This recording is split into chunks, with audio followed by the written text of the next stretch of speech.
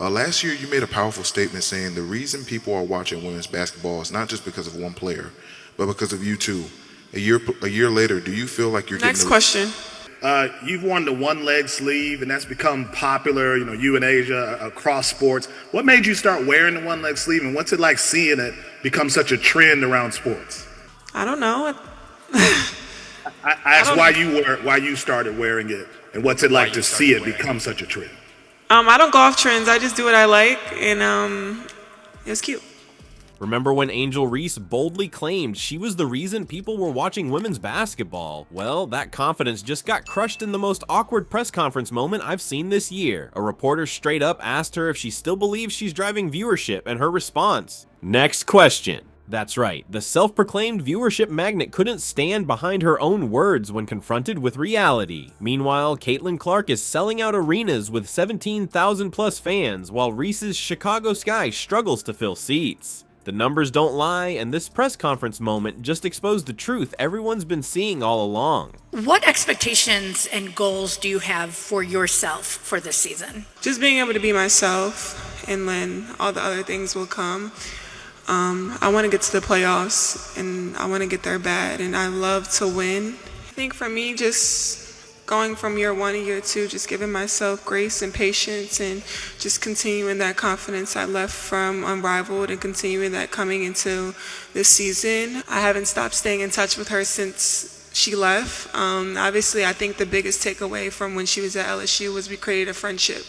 And obviously, you don't always get that when players transfer. Last year, Angel Reese was on top of the basketball world. She had just won the national championship with LSU. Her trash-talking moments went viral. She was the moment, and she knew it. During this peak of her fame, Reese made a statement that's now coming back to haunt her in a big way. After cutting down the nets and becoming a college champion, Reese looked directly at the basketball world and basically said, "You're welcome for all these viewers." She claimed she was a key reason people were suddenly watching women's basketball. She wasn't shy about it either. Her exact words: "People are talking about women's basketball. It's because of me too. I want y'all to realize that." This wasn't just some random comment in a post-game interview. She said this right in the middle of her rivalry with Caitlin Clark. The timing speaks volumes. What Reese was really saying was clear to everyone. I'm just as important to this sport as Caitlin Clark is. I'm driving viewership too. I'm a star that people tune in to watch. Just in that last preseason game, we saw higher assists numbers from you than we did see last season. What are things about the actual passing game that you have that you want to continue to grow and develop this season? I was the number one wing coming out of high school. When I went into college, I had to transition to be a post player. I've always been a player for the team. Every team I've been a part of, I've been a player for the team. Coming here, obviously Sloot was out last game. Coach emphasized I need you to play point guard sometimes.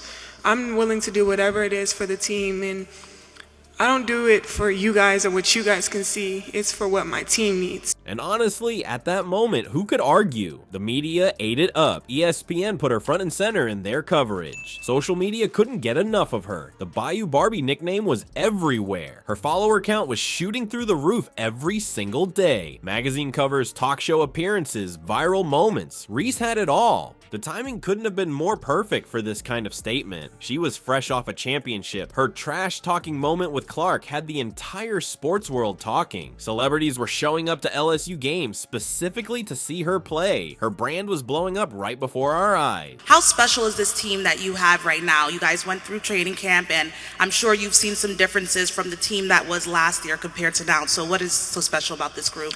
I'm just super excited just to be around women that really want to get better every day and just have the toughness to come and practice every day and just want to just work. Obviously, we need every single piece to make the puzzle, and that puzzle to win that championship, or even just small steps to making the playoffs. Yeah, I think the best thing is having a group that just wants everybody to get better every day. But here's the thing about making huge claims about your star power. At some point, you have to actually back them up with results. That's especially true when you jump to the pros. College basketball and the WNBA are two completely different worlds. The novelty wears off, the hype dies down, and suddenly the only thing that matters is if people actually show up to watch you play. In professional sports, there's no hiding from the numbers. TV ratings don't lie. Arena attendance doesn't lie. Jersey sales don't lie. Social media engagement doesn't lie. You can say whatever you want about your impact, but eventually the actual data will tell the real story. And for Reese, that moment of truth came faster than anyone expected. Just 1 year after making that bold claim about driving viewership, a reporter decided to put her on the spot. Imagine sitting at a press conference, cameras rolling, and someone asks if you still believe you're this huge ratings draw when the evidence is suggesting otherwise. Talk about uncomfortable. The reporter's question was perfectly framed. You said last year that people were watching women's basketball because of you. Do you still feel that way now that you're in the WNBA? Brutal. Director, unavoidable. This put Reese in an impossible situation. If she says yes, she looks delusional given what the actual numbers show. If she says no, she's admitting her previous claim was just empty talk. So what did Reese do when faced with this question? She froze. Then she just said, "Next question." That's it. No defense of her previous statement, no clarification, no nuanced response. Just a flat refusal to engage with the reality that was staring her in the face. That next question response wasn't just awkward, it was revealing. It was the sound of a narrative collapsing in real time. It was the moment when someone who had positioned herself as a viewership magnet couldn't even pretend to defend that claim anymore. Because the truth is, the numbers are telling a completely different story than the one Reese was selling. This wasn't just a minor embarrassing moment. This was the culmination of a year of hype meeting the cold reality of actual market impact. When you declare yourself a key reason for a sports popularity surge, you better have the receipts to back it up. And as we're about to see, those receipts tell a story that explains exactly why Reese couldn't bring herself to answer that question.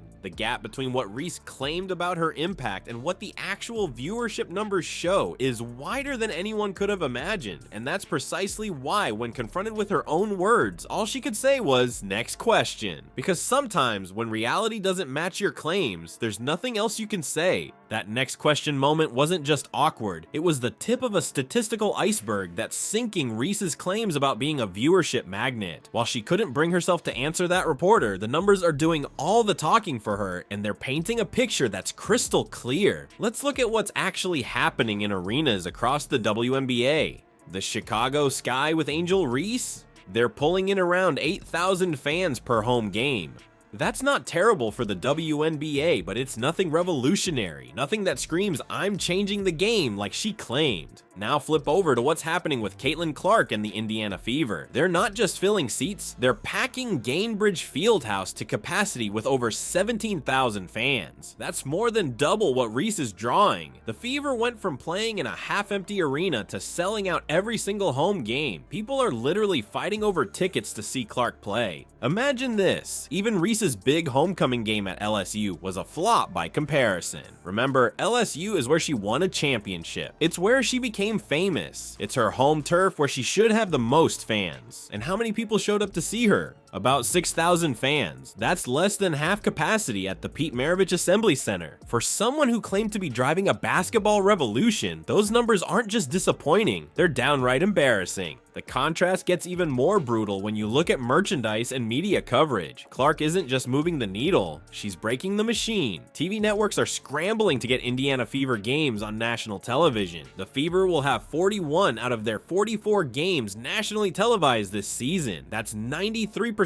of their schedule. That's more national TV games than the Los Angeles Lakers. Think about that for a second. A rookie on a previously struggling WNBA team is getting more national TV coverage than LeBron James and the Lakers. That's not just impressive, that's historic. You know what else is wild? WNBA teams scheduled to play against the Fever are literally moving their home games to bigger arenas. They're abandoning their normal venues and going to NBA arenas just to fit all the fans who want to see Clark play. This has never happened for any player in WNBA history. Not for Diana Taurasi, not for Sue Bird, not for Candace Parker, and definitely not for Angel Reese. The WNBA knows exactly what's going on too. Have you seen their latest commercial?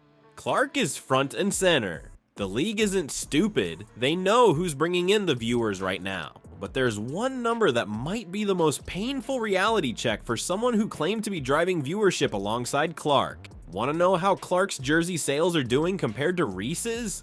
It's not even close. Clark's jersey became the second biggest selling jersey in all of basketball in 2024. Not just the WNBA, all of basketball. The only person selling more jerseys than her is Steph Curry. She's outselling LeBron, Giannis, Jokic, and every other NBA superstar except Curry. And here's the kicker. Clark is the only WNBA player in the top 10 of jersey sales. Reese isn't just behind Clark, she's not even in the conversation. We're talking about a rookie who's moving merchandise at a rate that established NBA superstars with multiple championships can't match. This stark difference in impact explains everything about that press conference moment. When that reporter asked Reese if she still believes she's driving viewership, what could she possibly say? The truth was sitting right there in plain sight for everyone to see. One player is selling out arenas, dominating jersey sales, and changing how networks cover the league. The other player is drawing decent but unspectacular crowds and wouldn't dare compare her actual market impact to Clark. That's exactly why all Reese could say was, "Next question." Because when the reality is so different from the claim you made, sometimes silence is your only option. Those two words speak volumes about the gap between perception and reality, between claiming you're driving viewership and actually doing it. The numbers don't care about trash talk. They don't care about social media followers. They don't care about bold claims. They just tell the cold, hard truth. And in this case, the truth is that one player is changing the game while the other is learning a tough lesson about the difference between college hype and professional impact. So that next question moment from Angel Reese, it wasn't just awkward, it showed everything. When you make big claims but the numbers tell a different story, there's nowhere to hide. The arenas aren't filling up for her games. The jersey sales aren't there. The TV networks aren't fighting to show her games. The real story isn't about Reese versus Clark, it's about talking versus doing. One player claimed she was changing the game, the other player actually is. While Reese is learning a tough lesson about professional sports, Clark is busy selling out arenas and breaking records without saying a word.